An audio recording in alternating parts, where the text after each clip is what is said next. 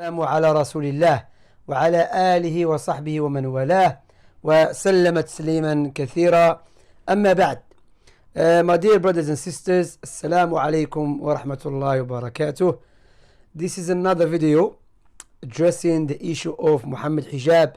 May Allah guide him. And this video will be more detailed, inshallah ta'ala. So what we did, or what we're going to do, inshallah ta'ala, because some people say, you know, you have misunderstood him. No, you don't know what you're talking about. So I'm going to show you, as I have promised you, my brothers and sisters, and those who are seeking the truth. Those who are seeking the truth. I'm going to show you a video of Muhammad hijab debating with the atheists and non-Muslims.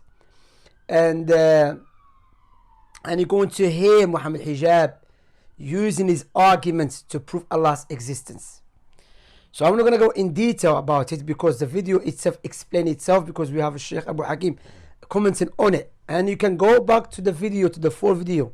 Because some people, when the truth is clear to them, they will look for any excuse to reject the truth. SubhanAllah, may Allah protect us and you from this evil trait.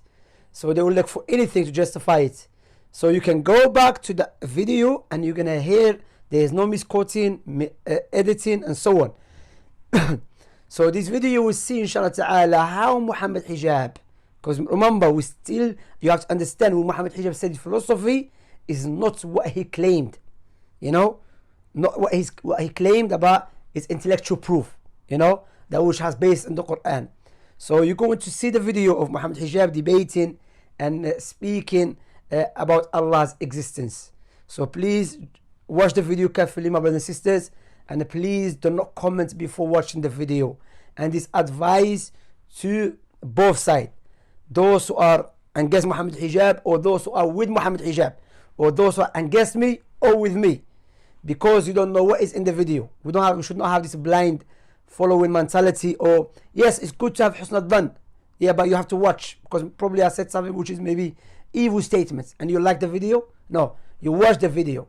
Likewise, even for our opponents, generally speaking, even amongst the non-Muslims, you don't go dislike the video if you haven't heard what is in the video. Maybe what he said is true. Maybe he said something which is true. You know, so we have to listen, because we have to be just. We have to be just. Barakallahu fikum. Anyway, I don't want to make it any longer. You can watch the video, inshallah ta'ala. Watch it with sincerity and open mind. May Allah bless you, my brothers and sisters. Okay. Alright, so here's the thing. What you and Aaron couldn't deal with is, and this is the new atheist movement, subhanAllah, the new atheist movement is crumbling right in front of me. One by one, every single one of them cannot deal with this argument. And it's not because of, by the way. And look then at how deceived this man is, and amazed with himself. SubhanAllah, the new atheist movement is crumbling right before me. Why Muhammad is getting excited for, only Allah knows. Because there's no overpowering, there's nothing that has taken place during any of these debates that would make anyone want to get excited. But he believes he's achieved something. The new atheist movement is crumbling right in front of me. One by one, every single one of them. And actually, the onlookers and the one who watches the video, who's got no clue about the argument itself, it just appears that, you know, whatever he's saying, he must have overpowered them, because look how it's going on.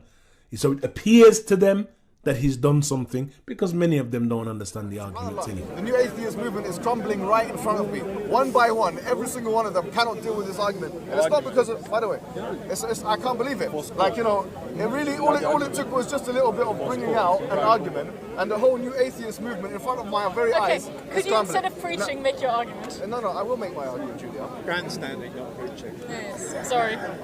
Pardon? Grandstanding, not preaching. Is that right? Yeah. So your question was that particles don't depend on anything, they're independent. I'm saying to you... No, I'm saying you have to show that. Do you believe that particles are independent? Of what? You said please don't retract your argument. So now he claims that she's retracting her argument. Of course, the cameras are looking, and so we have to make the affair look good. Don't retract your argument now. Don't retract it. She wasn't actually making an argument. She was saying, you prove that these fundamental particles are dependent upon this wajib wujud that you're speaking Don't of. retract your argument because watch this, Josh.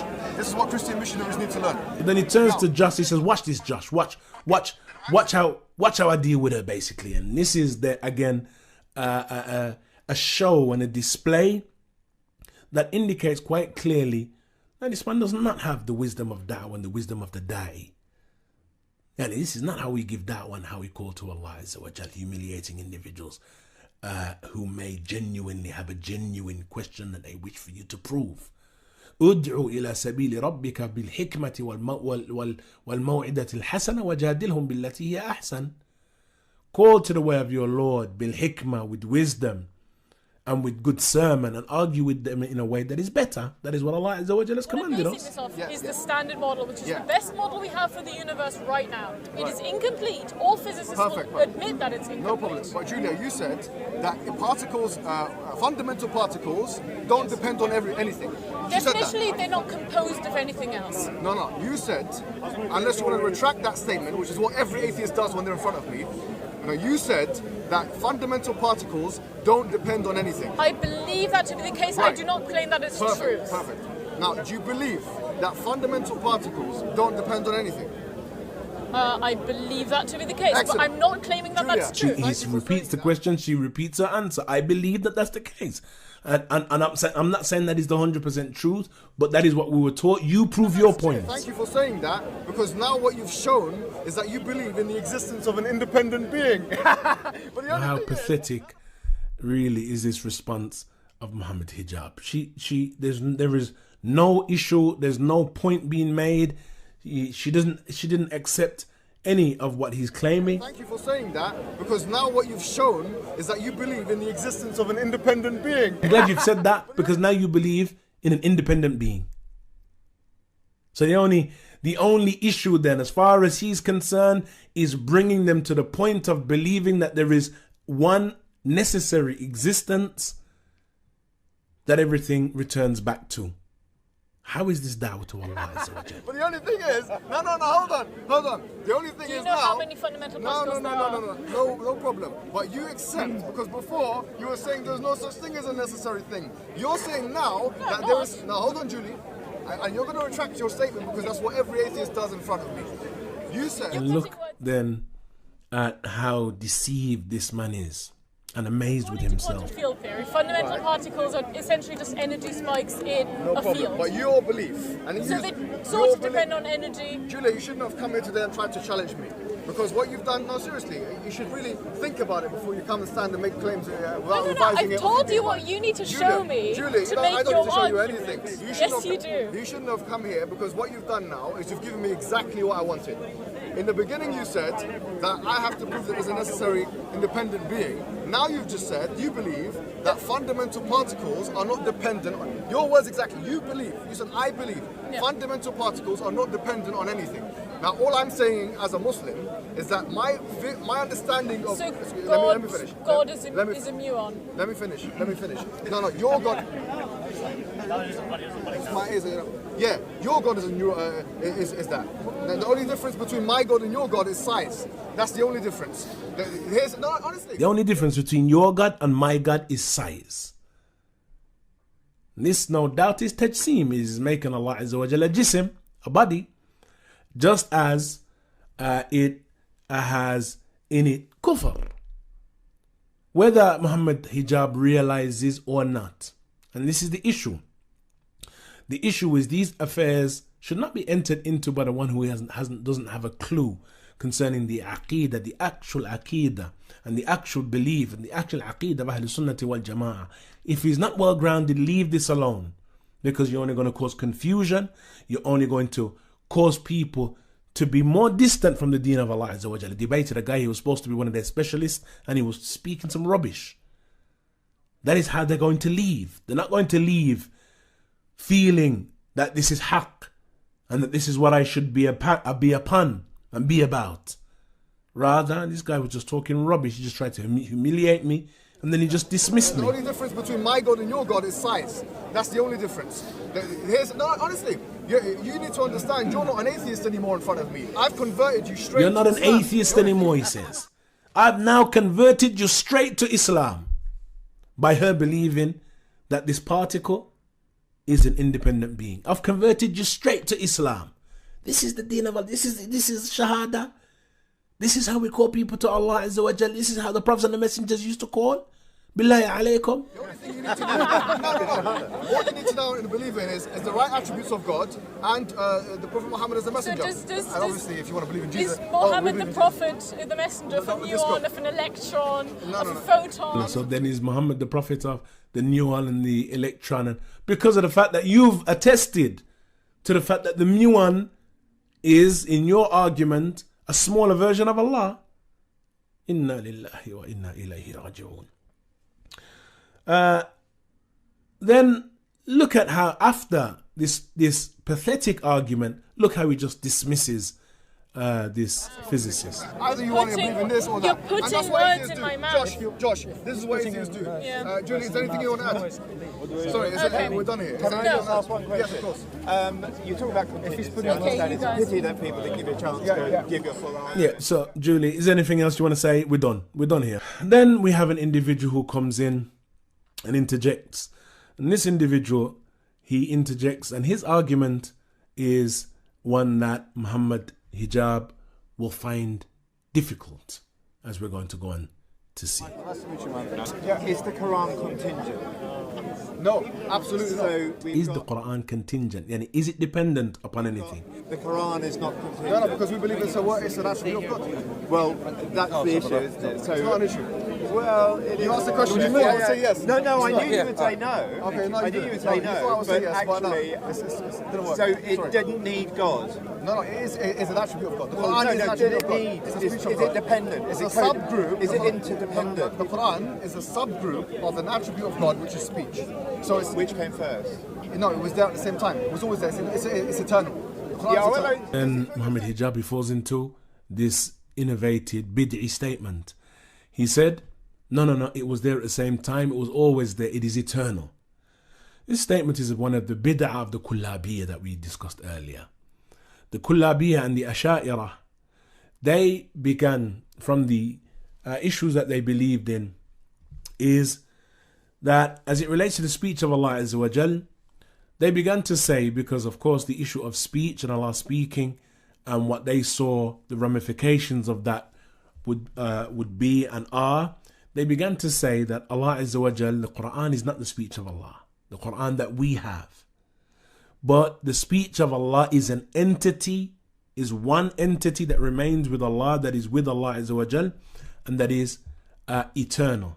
And so they began to say that the Quran is eternal, since it is from that main body of speech that we consider the actual characteristic of Allah's speech. It was always there. It's eternal. The Quran Yeah, is well, eternal. this is what you're saying, but I'm afraid it's not. Can I take a Thank you very much. Nice try. No, it's not great. He's saying this is what you're saying, but and then he said, oh, thank you very much, nice try, anybody else? As though this is some gladiator auditorium, and who's going to try me next? And so here, the argument that the man makes, he continues to develop it. And we see the confusion of Muhammad Hijab. Because if you're creating a Quran that's saying all of these things happen, talks about the Bible, talks about the past, talks about the future, then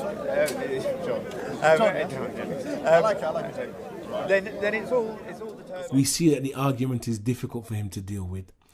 And so in order, or as a diversion tactic, what was your name again? So he said, look, the Quran speaks about the Bible. It speaks about the future. So it speaks about past things. It speaks about future things. Interdependent, eternal, and not dependent on anything else. And yet the Quran is determined, is dependent on all of the things that the Quran describes happening. That's clear. I understand what you're saying. No, because there's a misunderstanding of the Islamic theology here. I mean, it was a big thing, wasn't it? Ahmad and Mu'tazilism. I'm a Hanbali, right? So I follow Ahmad. I mean, I think a lot of people were killed over this, weren't they? Well, not really. I mean, it's not Not a lot of people. Not a lot, but some people were tortured over it. Yeah. Okay. Not really. People were killed over this, weren't they? He said, well, not really. There were hundreds of people who were killed over this. He says, oh, well, not really. A few people were punished. That was about it. So in other words, the speech of Allah is intrinsic to Allah. And the Quran is a subset of that speech, meaning it's also eternal, just like Allah. And so on, and that is exactly the belief of the Asha'ira. There is no issue here that he's established, and there is no way that he's demonstrated that he is upon the belief of Ahlul Sunnah is in relation to the Quran and in relation to the speech of Allah Azza wa Jal. That we believe that the speech is qadim and naw', that is, speech of Allah is eternal with Allah. The attribute of speech is eternal with Allah Azza wa Jal. But the ahad, that is, each individual instance of Allah Azza wa Jal speaking, occurs, as we mentioned earlier, in accordance with the will of Allah. It's also eternal, just like Allah. But you could say the same about reality. He said it's inseparable and it's eternal, which is the belief, bid'i, innovated, bid'ah belief of the Kullabiyya. I mean, even as a recitation, it's quite difficult to have a start and a beginning of something that's eternal. Yeah, no, we don't have a start. Well, the beginning of the recitation. No, it was always there. Yeah, I know. Here, but the principle of Ahlul Sunnah should have been established, that we believe that the speech of Allah is eternal, but as far as each individual instance of Allah speaking, then it is in accordance with the will of Allah. Allah Azza wa Jal utters them in accordance with His will. that recitation. No. So here's a misunderstanding. No, I see what you're saying, but because the speech of Allah is one category, and then a subset of that is the Quran. That Quran is eternal. It was only transmitted to the Prophet by the angel Gabriel, which was already there eternally in what we call the Lawh al-Mahfuz, the preserved tablet. So now He's made the Lawh al-Mahfuz eternal. And that is not the belief of Ahlul Sunnah wal Jama'ah. The Lawh al-Mahfuz is not eternal. The Lawh al-Mahfuz is a creation from the creation of Allah Azza wa Jal. And so He said it was there eternally in the Lawh al-Mahfuz. Batil. The universe can be taken out of existence, whereas Allah can never be taken out of existence. Can the Quran be taken out? No. Why not? And the Quran in the recitational form cannot be taken out of existence. In physical form, like books and stuff. No, I'm not talking about. I believe that will happen. I'm not talking about. Then we hear this establishment of the two forms of Quran, the eternal Quran and the Quran that is recited and that we have. This is the belief of the Asha'ira. Right, so we would say that it's an attribute of it's one of His many attributes. Yes, But his mercy, then, his merciful acts are different from It's his like mercy, saying, right? It's like, No, but his, his before. his mercy is an attribute, but his merciful acts are continuous. So then the other guy, he makes a statement saying, well, isn't his merciful acts are different from his mercy, right? This statement is more in accordance with the belief of Ahlul Sunnah than what Muhammad Hijab is saying. Yeah, I mean that we have the mercy of Allah, we believe in the mercy of Allah, and then we have the act of Allah Azza wa Jal showing mercy.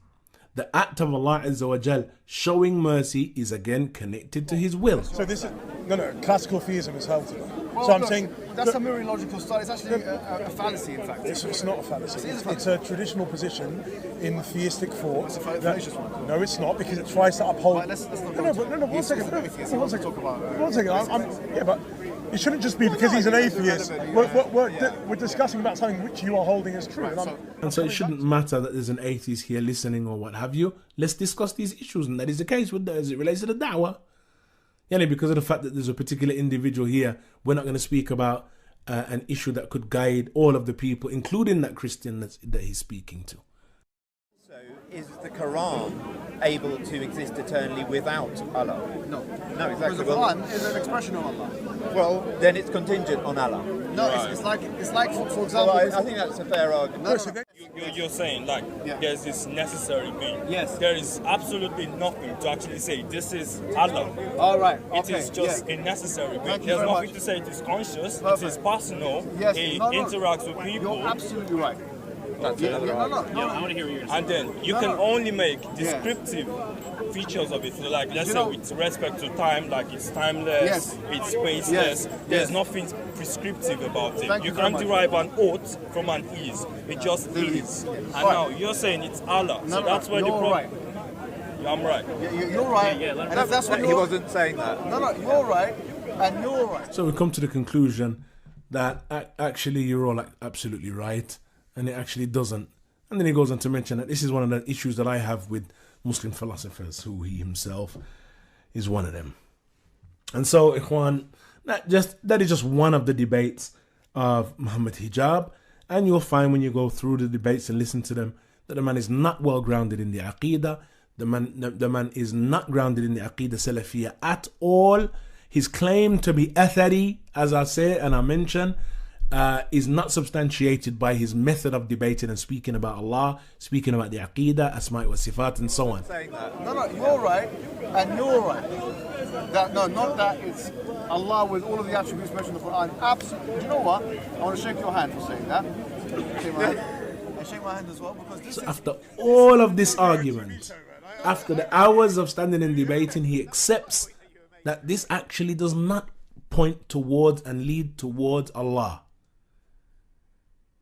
Then, ya Tura, why, oh why, would you use a method of debating that you yourself accept does not lead to Allah Azza wa Jal, and call this da'wah to Allah Azza wa Jal?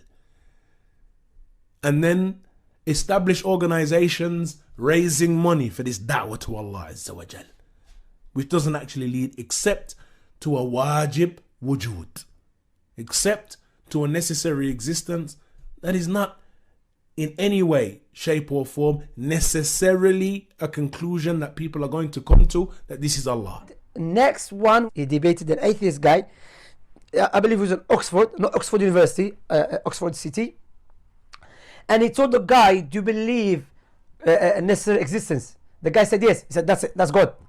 And he just shut him down, even though the guy said to him, no, that's not God. Do you accept that there is a necessary existence?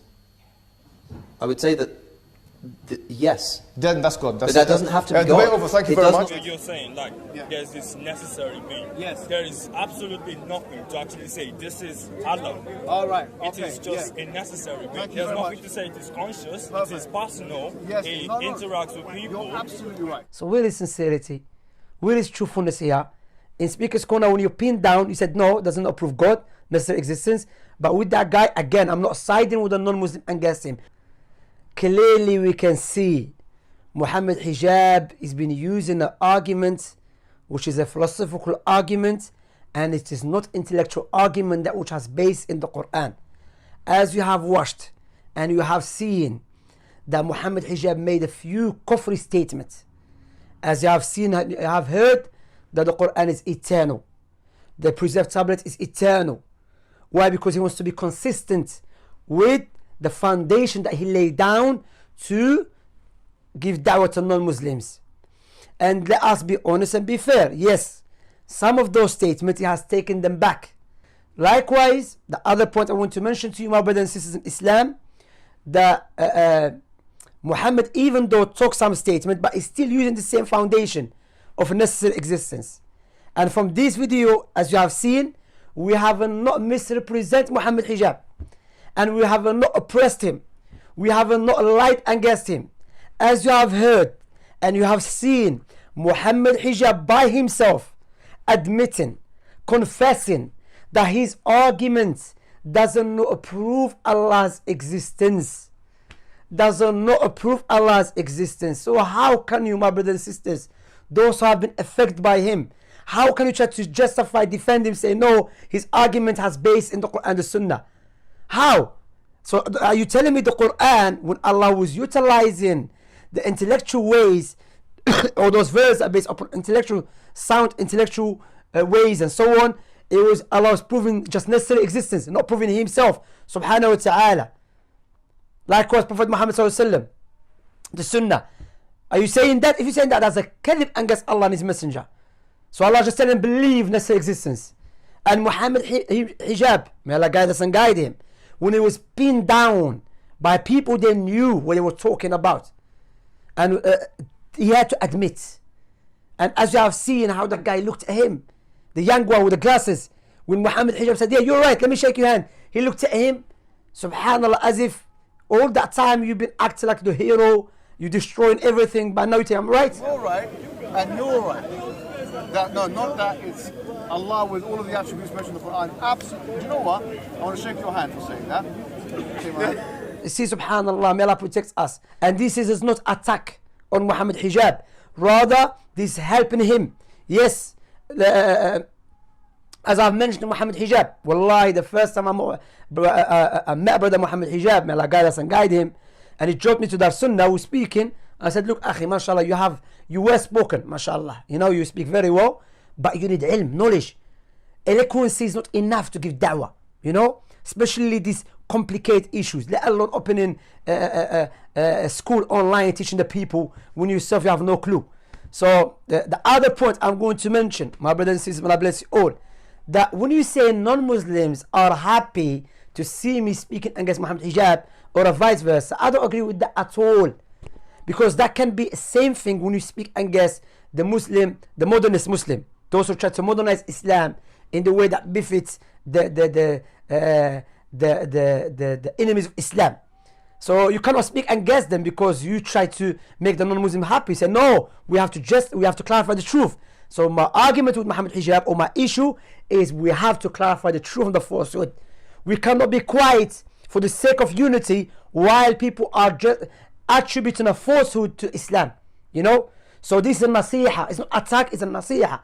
So either Muhammad Hijab has to open his heart, mind, and accept the nasiha, and say, you know what, these are good tools, let me use it. Wallahi, if I see my brother Muhammad Hijab or any brother giving da'wah, refuting people of falsehood, alhamdulillah, Muslim. And we know, you know about that. You know, this is a lie that we're siding against the non-Muslims. A'udhu billah min dhalik, against our brothers. No, we are here to establish truth and speak with justice. Speak with justice. So alhamdulillah, please, I don't want to hear no one telling me you misquote him. When he said philosophy, he meant from the Quran, as he himself has admitted. We are here to establish truth. Please, my brothers and sisters, understand that. May Allah bless you all. We have to speak truth against ourselves, even if we are in favor of the people of falsehood. Because in that specific matter, if what they said is true, then we have to say that. When a non-Muslim see that, yes, look at the Muslims, they are truthful. Even they testify against their own selves. Barakallahu fikum. May Allah bless you. May Allah give us beneficial knowledge. Wassalamu alaikum.